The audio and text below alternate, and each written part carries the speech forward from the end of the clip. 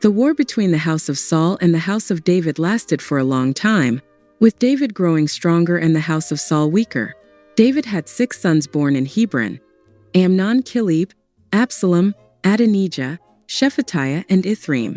During the war, Abner, a member of the house of Saul, was accused of sleeping with his father's concubine, Rizpah, by Ishbosheth. Abner was angry and refused to hand over the kingdom to David, claiming that God would deal with him if he did not transfer the kingdom from Saul to Beersheba. Abner sent messengers to David, asking for an agreement to bring all Israel over to David. David agreed, but demanded Michal, the wife of Saul, to be brought to David. Ishbosheth took Michal away from her husband Paltiel, who then went back home.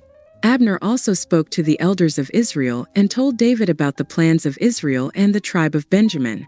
When Abner arrived at David's house, David prepared a feast for him and invited him to assemble all Israel for David. David sent Abner away in peace. Joab murdered Abner after returning from a raid, bringing plunder with them.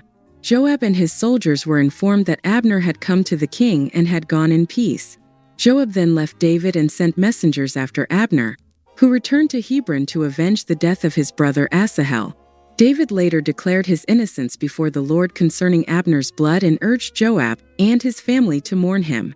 The king wept aloud at Abner's tomb, and the people wept over him. The king sang a lament for Abner, saying that he fell as one fell before the wicked. The people wept over him again, and David took an oath to God to deal with him if he tasted bread or anything else before the sun set.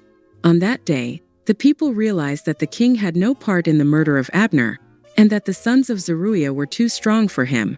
The Lord repaid the evildoer according to his evil deeds, and the king's actions pleased the people.